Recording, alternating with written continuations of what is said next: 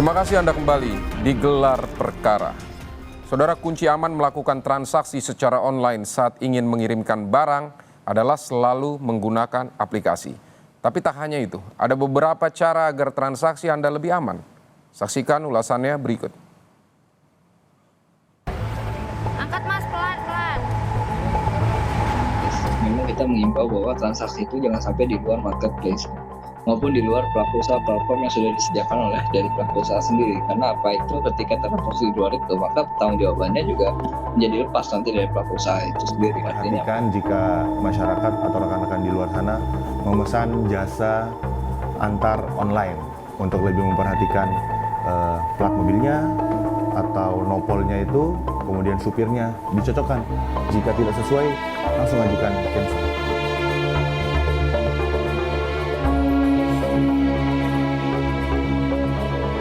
Kalau misalnya ada driver yang menawarkan untuk pengiriman barang tanpa aplikasi, responnya Mas gimana? Oh, kalau saya sih lebih pilih pakai aplikasi aja karena kita bisa track juga kan. Terus kalau nggak ada aplikasi ada indikasi untuk penipuan begitu. Harus ada aplikasi karena biar bisa ngelacak baik barangnya maupun nanti drivernya udah mana gitu sih. Oh, kalau saya pribadi sih nggak mau ya karena itu tidak aman. Karena kan kalau pakai aplikasi itu kan ada asuransi segala macamnya. Jadi Angkat Mas, pelan-pelan. Kasus dugaan pencurian barang yang dilakukan kurir barang online gadungan, DI dan HI, tidak lepas dari kelalaian korban. Saat kejadian, korban FT menggunakan jasa pengiriman barang online di luar prosedur. Korban bertransaksi tanpa menggunakan aplikasi. Yayasan Lembaga Konsumen Indonesia atau YLKI menyebut jika konsumen bertransaksi di luar aplikasi, resikonya saat barang dilarikan pelaku, kerugian ditanggung konsumen. memang ada suatu dalam tanda kutip kelalaian konsumen juga bahwa itu bertransaksi di luar aplikasi. Nah, itu yang kita himbau terus di dalam suatu marketplace. Memang kita mengimbau bahwa transaksi itu jangan sampai di luar marketplace maupun di luar pelaku usaha platform yang sudah disediakan oleh dari pelaku usaha sendiri. Karena apa itu ketika transaksi di luar itu, maka pertanggungjawabannya juga menjadi lepas nanti dari pelaku usaha itu sendiri. Artinya pelaku usaha juga pasti nanti akan keberatan diminta ganti rugi. Oleh sebab itu ke depan Dalam catatan YLKI, kasus pencurian barang milik konsumen jasa kirim barang online tergolong tinggi. Kebanyakan karena oknum kurir barang online membawa lari barang milik konsumen. Angkat Mas, pelan-pelan. Namun tidak dipungkiri, beberapa kasus terjadi karena konsumen bertransaksi di luar prosedur. kasus kurir, paket maupun juga e-commerce itu memang menjadi satu kesatuan dan memang di beberapa tahun pengaduan YLKI ini sendiri bahwa ini masuk dalam 10 besar pengaduan konsumen. Untuk memitigasi risiko, pertama bagaimana kita harus hati-hati, teliti dan juga tidak lalai, dan juga bagaimana cermat terhadap transaksi itu sendiri. Kita mengimbau bahwa konsumen bertransaksi sesuai dengan koridor yang ada, sehingga ketika terjadi sesuatu sengketa, maka pelaku usaha bisa dimintai dengan pertanggungjawabannya. Terungkapnya kasus pencurian berkedok jasa kurir barang online telah menguak fakta lain, yakni adanya praktik jual beli akun aplikasi jasa pengiriman barang online di media sosial.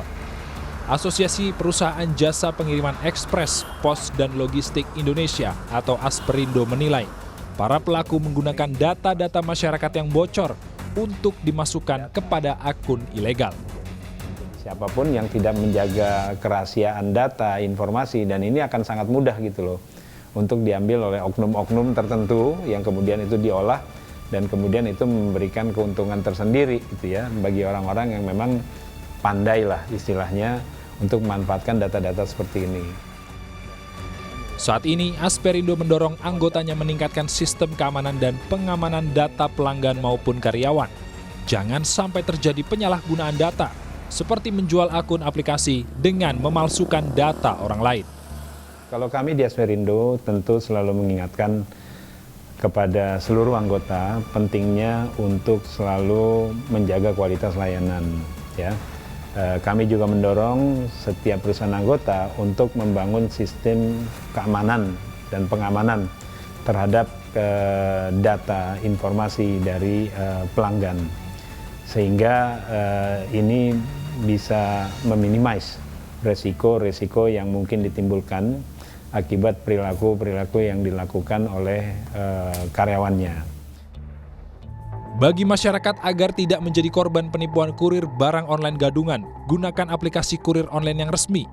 Pastikan identitas kurir, jenis kendaraan, dan plat nomor kendaraan sesuai dengan data pada aplikasi. Simpan bukti identitas kurir, foto dan rekam video saat kurir mengambil barang sebagai bukti. Jangan bertransaksi tanpa aplikasi.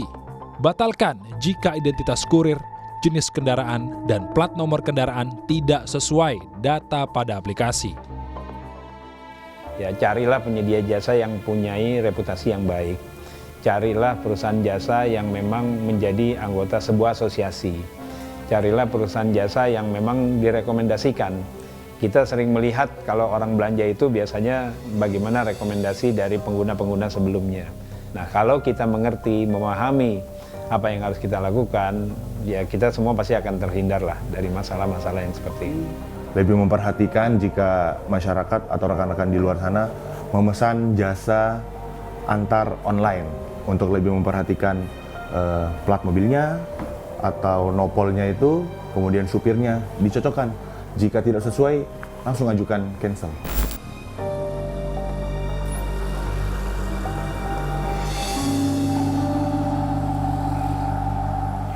Akibat ulah HI dan juga DI yang diduga menggelapkan barang elektronik canggih senilai 350 juta rupiah, kini mereka harus mendekam di rumah tahanan Polda Metro Jaya. Kasus ini mengajarkan kita untuk tetap waspada dan juga teliti dalam menggunakan aplikasi jasa ekspedisi online.